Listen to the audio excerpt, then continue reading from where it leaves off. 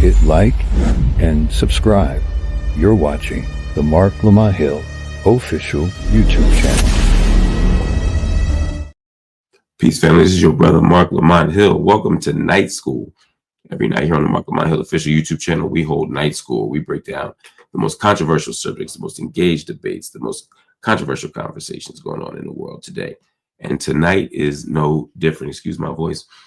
I don't know if y'all know, but I've been sick the last couple days, among other things. Sick, injured, beat up, old, all them things. But I'm here. And there's a lesson in that, right? Like sometimes you just got to do what you got to do. You just got to do the work of being present. And when you do that, good things happen. And so I'm grateful. I'm grateful for the opportunity to be here with you all. I'm grateful to be talking about some of the hottest subjects going on in the world today. And I'm grateful to be part of this wonderful, wonderful, wonderful community. To answer y'all questions for those who are asking, I do feel better. Y'all know how I sounded on Monday. Y'all know how I felt on Monday. I was so stuffy. Now I'm not nearly as stuffy. Sinuses feel so much better. Karen D, thank you for asking. I don't feel super stuffy. I feel actually pretty sharp, pretty solid. Little here and there, but I was at 50% on Monday. I'm at like 80% now. You know what I mean? I would say 85, but some of y'all read too much into that. Yeah, I see a lot of people commenting on the hoodie. Yeah, read more, talk less. That's our Uncle Bobby's special. Go to unclebobbies.com to check out this hoodie among others. It's a blessing to be able to share these with y'all. Sometimes people think I'll be rocking hoodies in different places as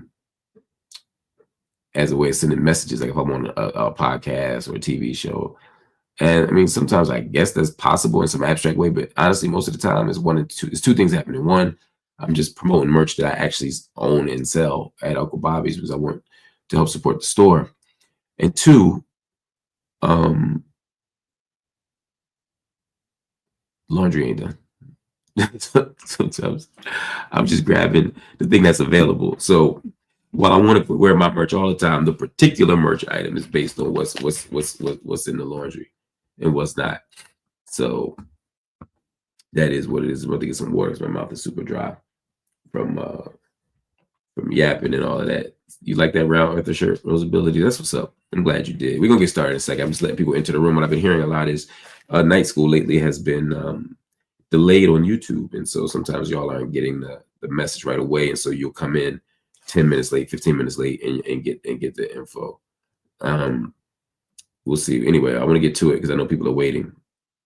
I love people that said that they too believe in this idea of reading more and talking less. And yes, Mr. Olympia, I see your chat. It's necessary.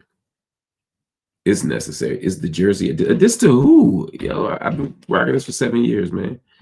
I appreciate you. Is that Jill Scott? I see. I don't know if it's the Jill Scott. I'm not sure if it is. Shout out to you. Shout out to whatever Jill Scott it is. But if it's my sister Jill, we appreciate you. We love you. Good to see you. If not, thank you for coming anyway. Brother Kino, good to see you, my brother. I don't know if it's the Kino, but either way, it's all love. Karen D said, need the Potter of the Month shirt. You know, was that Potter of the Month in February, March? Or I'm sorry, March, April. I might have been. I don't know. Might I have also gotten it in my first full month in November? Yeah, maybe. Who remembers? Is that 3 out of 6 months? Might be. Who's to say? What I know for sure is I do it for the love, man. I do it for the love of the potting. I don't do it for the awards. I don't do it for none of that, man. It's all love. Good question about that bonus, Karen. We're gonna talk about that too. Anyway, let's get to it, y'all. A lot of things going on in the world today, and I want to start on the foreign policy front because, again, a lot going on. Donald Trump just told the whole world that America has no stronger partner than Saudi Arabia. And he's proving it by basically giving up the whole farm. On his first big foreign trip since being back in the White House, Donald Trump pulled up to Riyadh like he never left. Lavender carpets, Arabian horses, business billionaires were there. I'm talking about Elon Musk. I'm talking about BlackRock's Larry Fink. They were in tow, and Trump himself even put on a purple tie. You know, he usually be doing that red. He usually be doing that blue. But he wanted to match the royal vibe, so he threw on purple. He's a terrible dresser, but that for him is like a step up. Anyway, under all the glitz and glamour, he was doing more than putting on a spectacle. Donald Trump is cutting a 142 billion, that's billion with a B, a 142, let me say it one more time. Donald Trump is cutting a $142 billion arms deal with Mohammed bin Salman. Yes, that is the same Saudi crown prince who had Joe Biden begging at the gas pump.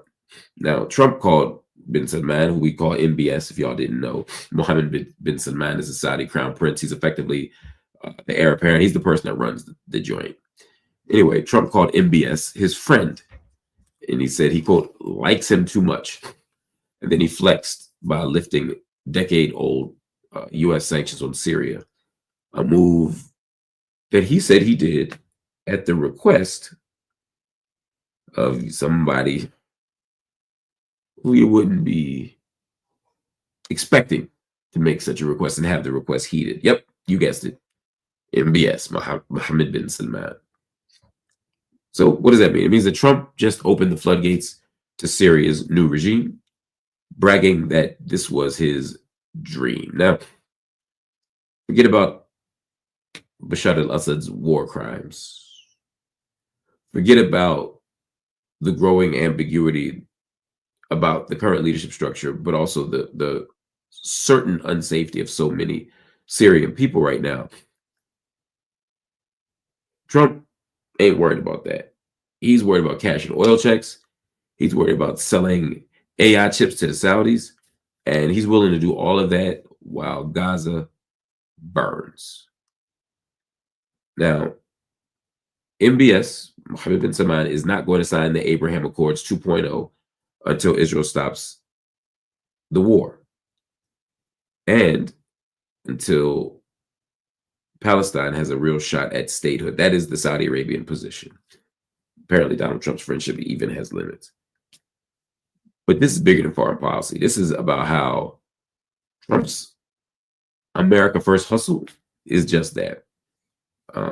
It ain't about American priorities. It's not about American values. If the price is right, Donald Trump will sell out your mama and his own mama too. So I want to talk about this in a couple of ways, and I'm not going to talk long, but I do want to lay out why this is important. I want to lay out why we have to talk about this. All right. First, Donald Trump entered the Middle East and made a speech that, in some people's estimation, is a sign of a welcomed change in U.S. Middle East policy. Now, there is something to be said about the need to change American U.S. policy. I'm sorry, American Middle East policy. The reputation of the United States in the Middle East has been for a long time that we have no permanent allies, that we're untrustworthy, with maybe the exception of Israel. Although these days Netanyahu may feel the same way. But in general, that's the narrative of the United States. The other narrative is that the United States is imperialist, and that the military domination that you see from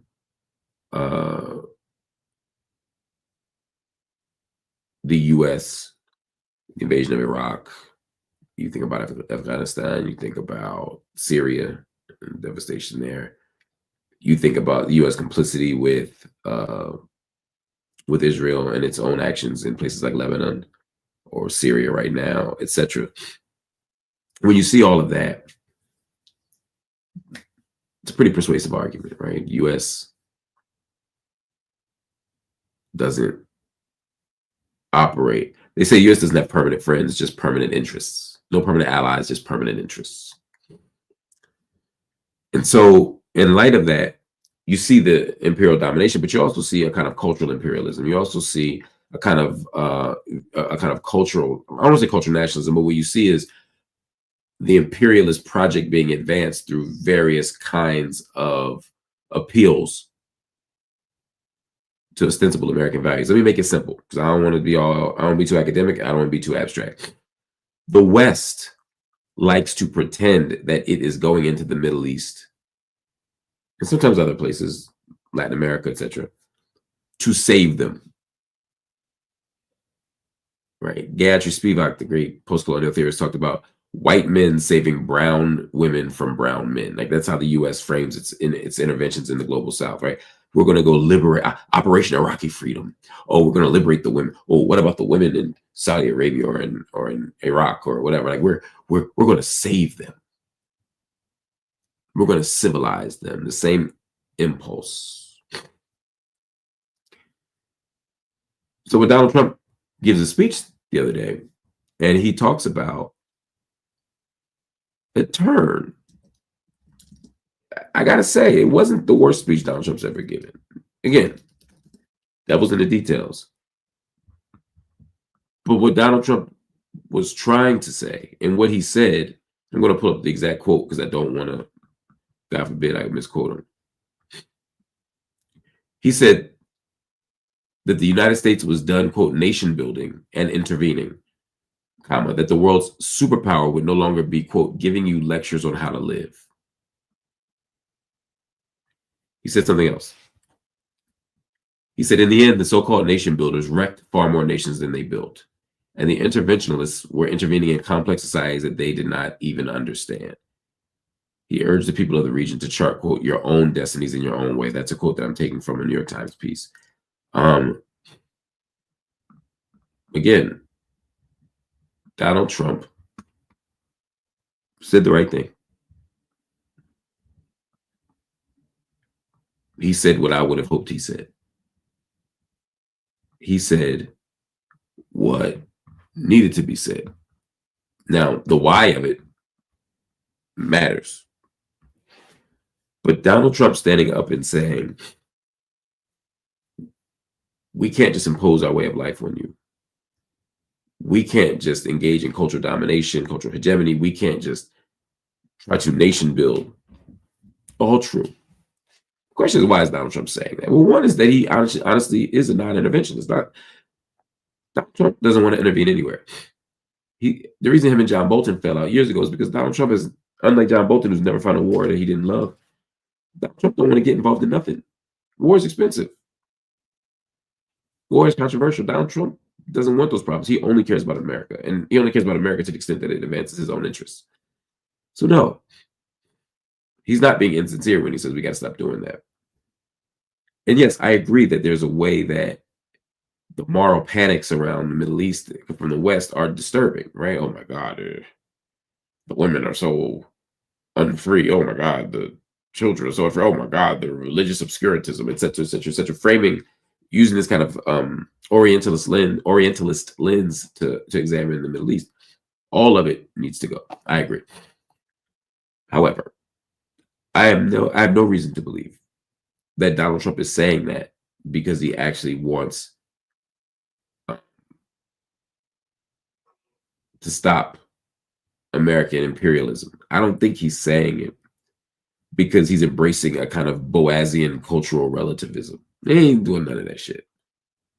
Donald Trump wants to be able to do business with countries that have terrible human rights records. And now he's going to use the shield of cultural relativism as a way of defending his actions. He's going to say, yes, Saudi Arabia has oppressive actions against women. Not my business. He's going to say the lack of religious freedom and pluralism is not our problem. He's going to say the murder of Jamal Khashoggi. It's been 5 years now since Jamal died. Has it been more? But Jamal Khashoggi was, it's been 7 years. Jamal, it'll be 7 years in October. Jamal killed by Saudi Arabian government. An American journalist, Washington Post, killed. Now he can poo-poo all that. He can dismiss all of that. Because we're all making the familiar strange and strange familiar. We're all ethnographers. We're all cultural relativists. Right? Like, that's going to be. It's a brilliant strategy by Trump's people. It makes them look open and progressive. It makes them look wise. Denouncing decades of American foreign policy in the Middle East is brilliant because it should be denounced. But what is Trump going to replace it with? He's going to replace it with a bunch of arms deals. The Abraham Accords 2.0 is just, these aren't peace treaties. The U.S. Signing a peace treaty. I got you, Jazz LP. And I'm going to turn my microphone up for your beautiful, beloved mama. That's really Dallas's finest. Hey, mama. Hey, mama LP, mama Jazz. 79 years young. We love you. We appreciate you. Thank you for listening. The United States signing a peace treaty with Morocco makes no sense. Israel signing a peace treaty with Morocco makes no sense. I mean, there haven't been any aggressions. There hasn't been any beef. These are not peace treaties. These are arms deals. Now, the one thing I will give Saudi Arabia, despite all of their issues, most of which have been covered up, concealed thoroughly through Mohammed bin Salman's public relations campaigns in the last 5 years or so. The one thing I'll give them credit for, though, is they still are not willing to sign anything that will further normalize the occupation or the Israeli apartheid state. They're saying Palestinians deserve a state. Let's get to it. In this genocide, let's get to it. Now, I don't trust Saudi Arabia enough to know if there's going to be a backdoor way of managing this deal. But what I know for sure is that it sends the right message to say no. So shout out to Saudi Arabia for that. However, there's a lot more that needs to be done. And Donald Trump has made it his business to intervene on this Middle East question in a way that he didn't have to, but I think will cement his legacy in his mind, right? That he wants to be the person to bring peace to the Middle East. And the fact that he's stepping up saying, look, Netanyahu, this war got to end.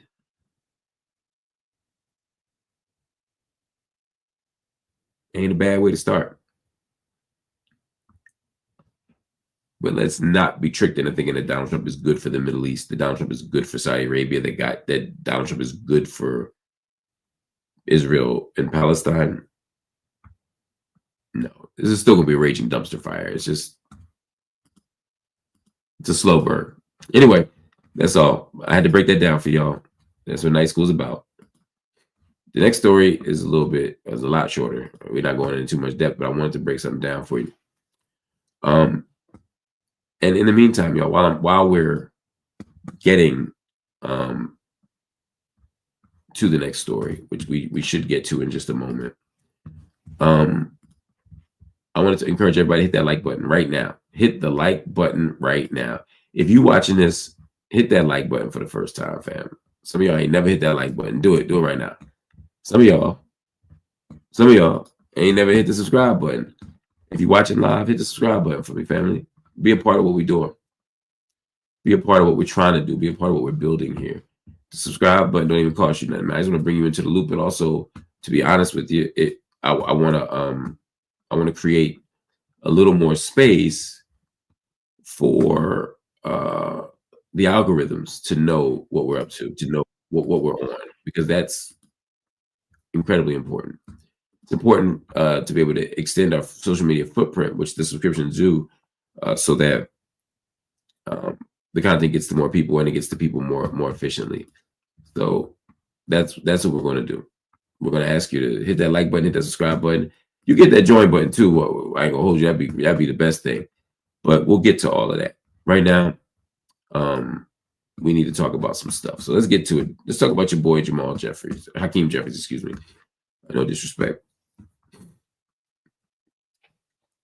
House Minority Leader Hakeem Jeffries and Congresswoman AOC, Alexandria Ocasio-Cortez, are putting Trump's ICE on blast. This is, of course, after the recent arrest of Newark Mayor Ras Baraka. Yes, the sitting mayor at an ICE protest outside a detention center was arrested. Didn't have to happen, but they try and show you. Don't matter with all them titles, you know what they call you. Anyway, DHS, Department of Homeland Security, is now threatening to cuff up sitting members of the U.S. Congress. So you got a mayor of Newark, and now you're talking about members of the House of Representatives and the Senate, potentially.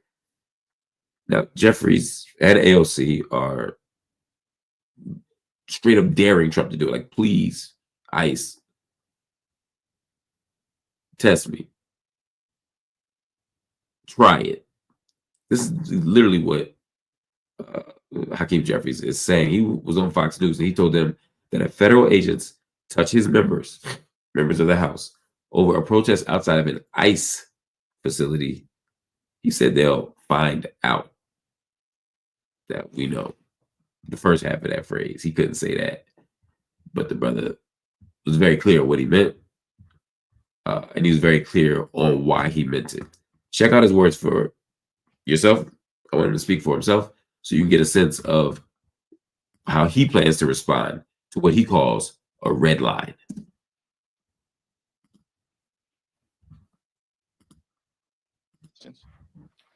Mr. Leader, good afternoon. What would your statement the other day after there was this incident in Newark, you said they better not touch our members. Correct. What happens if they were to go and arrest these members, or if they would try to sanction them here in the House of Representatives? They'll find out. What would you do? They'll find out. Of course. But doesn't that broach They'll find out. Doesn't that go across? That's a red line. What's the red line, though? I know we have this. It's a red line. It's very clear. First of all, I think that the so-called Homeland Security spokesperson is a joke. It's a joke. They know better than to go down that road, and it's been made loudly and abundantly clear to the Trump administration. We're not going to be intimidated by their tactics to try to force principled opposition from not standing up to their extremism. It hasn't happened during the entirety of this failed term. It didn't happen when Donald Trump temporarily was sitting high in the immediate aftermath of the election. Do you think it's going to happen now when he's the most unpopular president in American history after his first 100 days? Give me a break. No one's intimidated by this dude. No one. And so there are clear lines that they just dare not cross. Questions? Mr. Leader, good afternoon. What would your statement the other day after there was this incident? So you said they better not touch our members. That is what happens if they were to go and arrest? Not complicated. It's not ambiguous. He said, F around and find out, basically. Anyway, this all popped off after Trump's Homeland Security crew said arrests of sitting Democratic members are, quote, on the table for what they called assaults on federal officers. Let's be clear. Nobody's assaulting federal officers. Let's stop that language. Police and other law enforcement often like to say that they were assaulted. They weren't. I'm not saying they never get assaulted. I'm just saying that all these arrests are not assaults. That's a whole other conversation for another time. Anyway, it's not about that. You know what I'm saying? This is about whether federal power can be used to intimidate Black and brown lawmakers for doing their jobs, both as elected officials, but also as everyday citizens, doing oversight at ICE detention centers, where our people, Black and brown people, primarily, disproportionately, almost exclusively, are getting caged up, criminalized, and mistreated. Now, AOC didn't do the fancy press conference.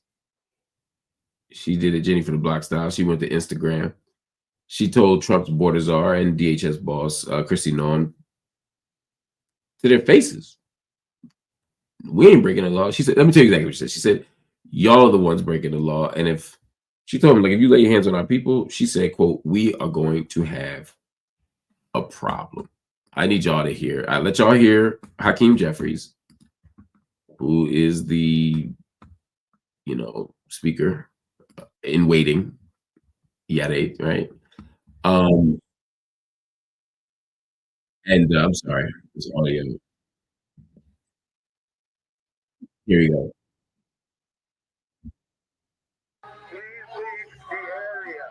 So they broke out in song on Monday. A few days prior to that, though, the video was a lot rougher. Another showdown outside that ICE detention center in New Jersey. Protesters, including Democratic lawmakers, members of the clergy there, protest the facility now a couple days in the making. Andy McCarthy is with us to tell us who's right, who's wrong on all this and where it goes from here. Andy, good morning to you, and thank you for your morning, time. Bill. Yeah, AOC says Tom Homan, Secretary Noem, you're the problem here. Here we go. Watch.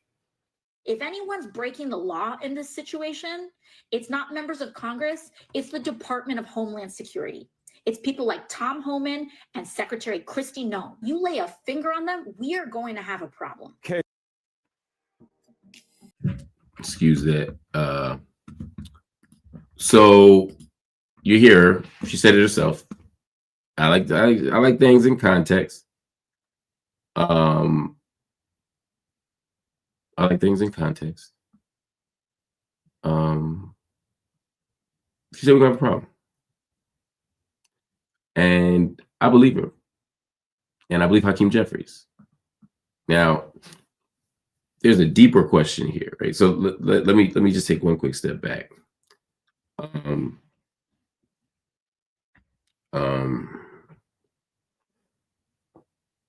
I think that, I'm sorry, I'm dealing with a little childcare thing. All right.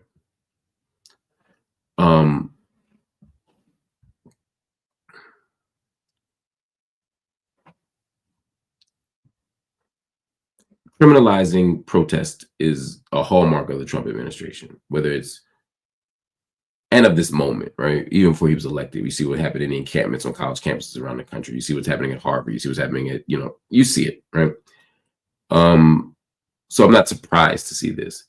But what Trump is doing is saying a deeper message. And it's not just Trump, but it's the culture of this moment where it's like, Black and brown people, your ass is vulnerable. Oh, you're a mayor? Oh, you're a governor? Oh, you're a member of the House of Representatives? I don't give a blank. You're still vulnerable. Lock his ass up. That's what he's doing. They're saying that message. Jeffries and AOC aren't racializing the discourse. They're saying any member of Congress gets treated like this is wrong, and they're going to teach them a lesson. To quote Jeffries, they're going to find out.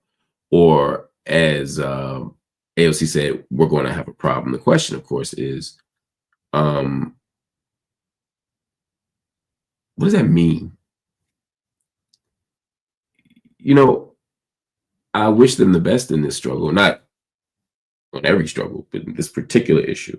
I think they're on the right side of this issue. I think Hakeem and AOC are on the right side of this issue. And so I support them on this issue, in terms of saying that federal agents can't be locking people up and damn sure can't be locking up protesters, whether they're members of Congress or not.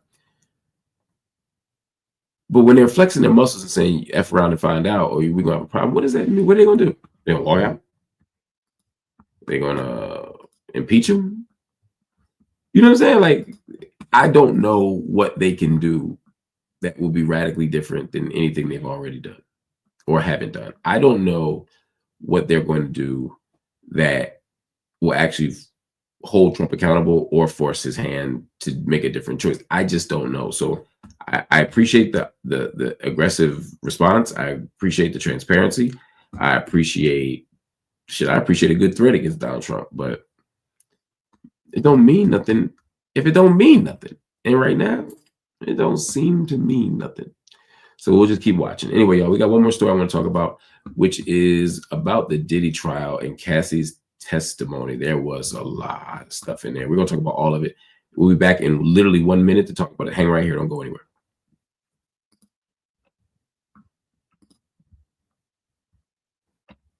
Hit like and subscribe. You're watching the Marc Lamont Hill official YouTube channel. Hit like and subscribe. You're watching the Marc Lamont Hill official YouTube channel. Hit like and subscribe. You're watching the Marc Lamont Hill official YouTube channel. Hit like and subscribe. You're watching the Marc Lamont Hill official YouTube channel. Hit like and subscribe. You're watching the Marc Lamont Hill official YouTube channel. Hit like and subscribe. You're watching the Marc Lamont Hill official YouTube channel. Hit like and subscribe. You're watching the Marc Lamont Hill official YouTube channel. Hit like and subscribe. You're watching the Marc Lamont Hill official YouTube channel. Hit like and subscribe. You're watching the Marc Lamont Hill official YouTube channel. Hit like and subscribe. You're watching the Marc Lamont Hill official YouTube channel. Hit like and subscribe. You're watching the Marc Lamont Hill official YouTube channel. Hit like and subscribe. You're watching the Marc Lamont Hill official YouTube channel. Hit like and subscribe. You're watching the Marc Lamont Hill official YouTube channel. Hit like and subscribe. You're watching the Marc Lamont Hill official YouTube channel. Thank you for your patience, y'all. Sorry, I have a sick baby upstairs, and I didn't have time to find the commercial or the 3-minute timeout. I just needed to. I don't know if you could hear him coughing, but I needed to deal with it. I know super duty tough work. Sometimes you lose followers from stuff like that, but you know what? Sick babies are more important than internet followers. Babies are real. Followers are an abstract idea. Y'all are real y'all are real who are watching me, but but the follow is an abstract idea as opposed to my actual child. So I'll risk it. You dig? You dig? We're gonna get to this last story on Diddy. Before we do, just want to thank Pink Highlighter who just gifted who gifted a membership a few minutes ago. We appreciate you. Thank you for whoever gifted that membership. Lando Jones also gifted a membership. Thank you, thank you, thank you. I'm so grateful. Again, you have no idea how much I appreciate the support and the love. Hopefully somebody grabbed that thing up already.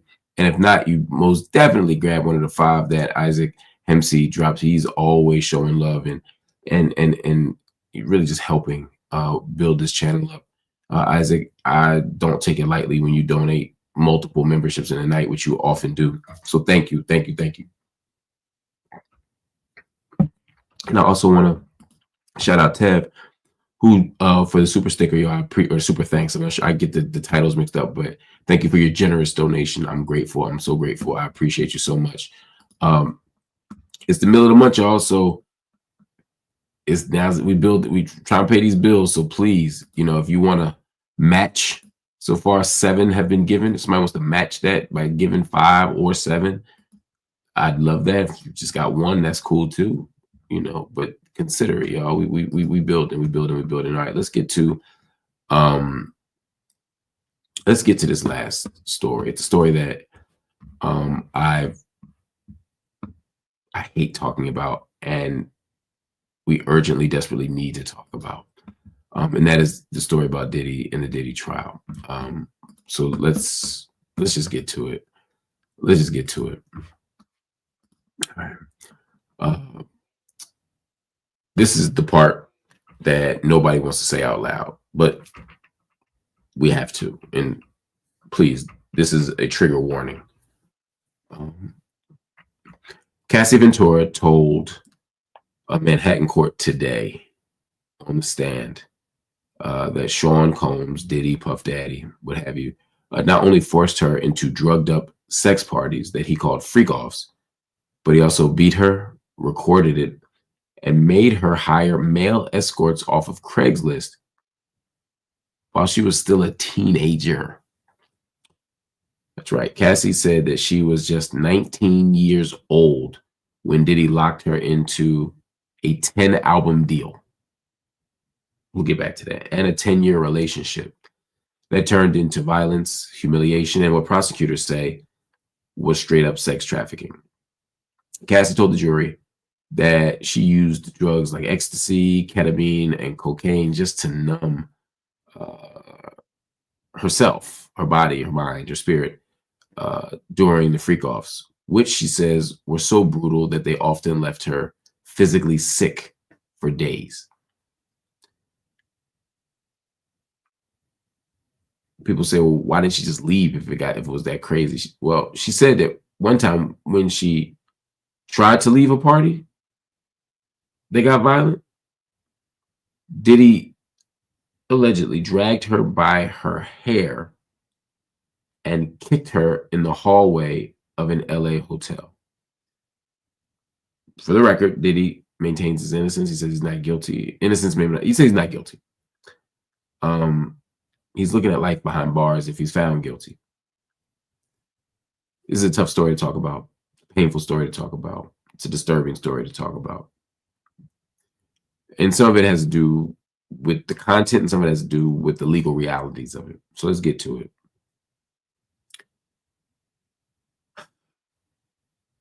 The prosecution is making the case that Cassie was forced into sex with male escorts.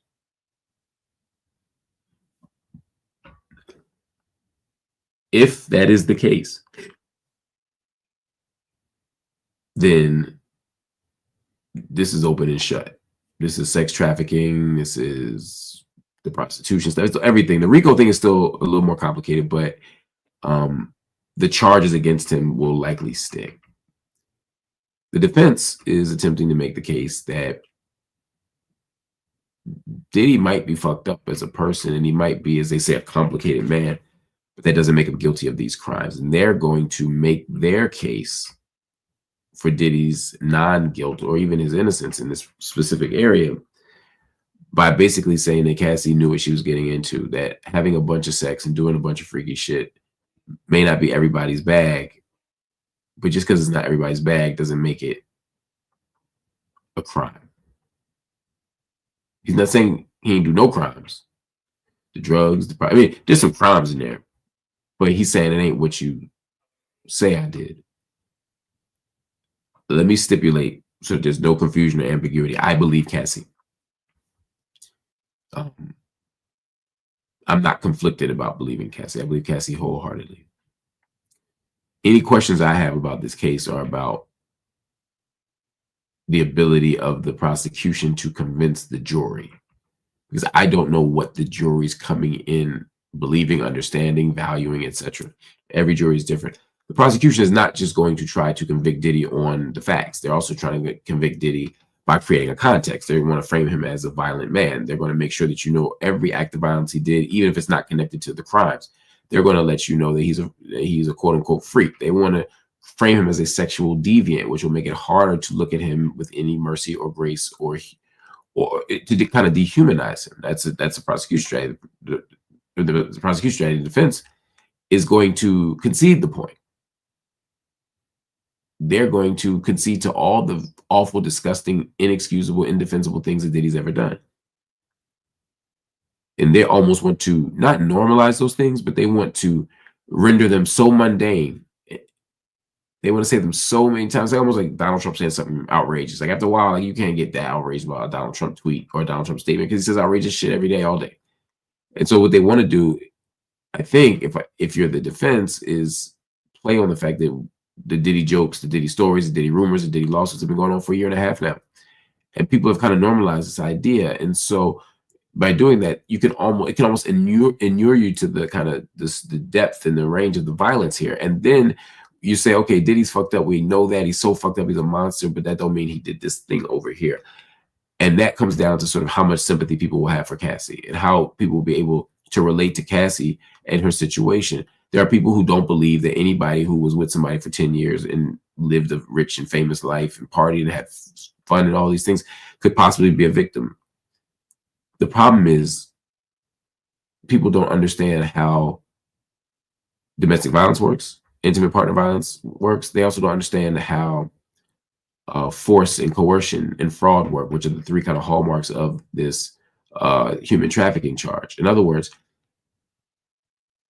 if you keep somebody pumped up with drugs, if you control someone's career, 10-album deal, you should only put out one thing, right? If you lie to people, if you make people feel unsafe, you can do all these things to render them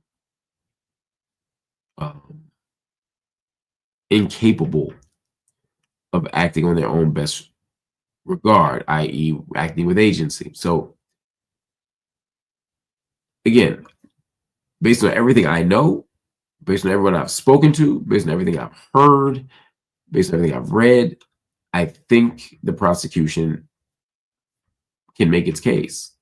And knowing the history of the feds, they usually make their case. They got like a 99 point something clearance rate, right? So, or prosecution rate, whatever you want to call it. So when you have,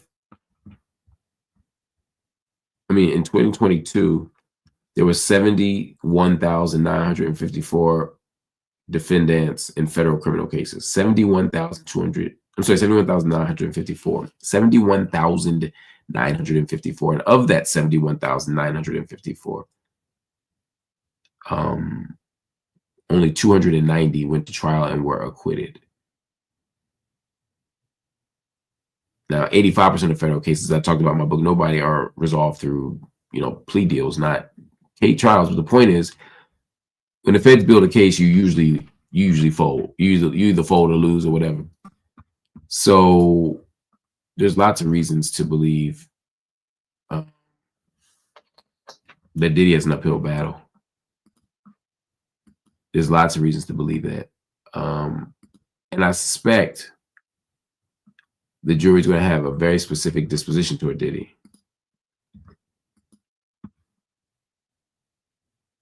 Maybe you'll get some recalcitrant juror, or maybe you'll get a hung jury or something. But what I expect, what I imagine, what I predict is that Diddy's going to be found guilty. Now, of which charges, I don't know, or how many charges, I don't know. Of what sentencing, I don't know. I don't think he's going to do life in prison. I think Diddy will be home sooner than later, but they're going to get something. And if this trial goes away, I think it could. He may just decide to plea. It might reach a plea deal in a year. I mean, in a week or two, and then they might say, "Look, you got time served of 6 months or whatever it is, and we give you 5 years, we give you 8 years." I mean, I don't know. I would need to know. I need to see how the trial unfolds. My point is, I don't care what your friends tell you. I don't care what social media tell you. This trial is not working in Diddy's interest.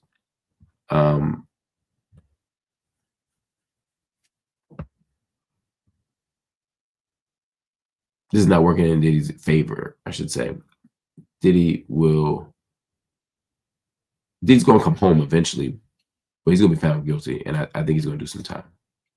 All right, but we'll keep watching it. I noticed Diddy's family there the last couple of days. We saw the kids walk out during some of the testimony from, I think the male prostitute was one of the testimonies that they walked out on. Good for them. Them children didn't need to hear that, both because they're young children, also because of their daddy.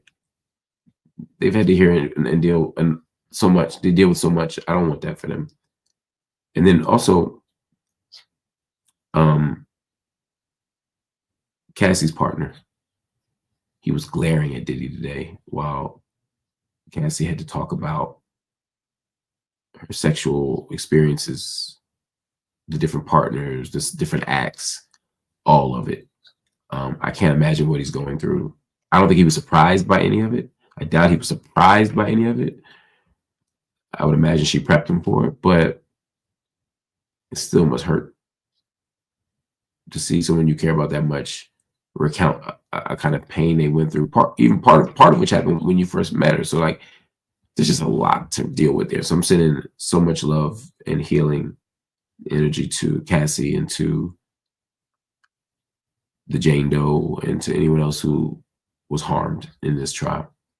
We're gonna keep covering it. We're gonna keep paying attention because, as Bullet the Bunny said, it's a tragedy all around, and that's something we got to pay attention to. All right, family. Thank you for watching Night School tonight. That's our last story. I appreciate you.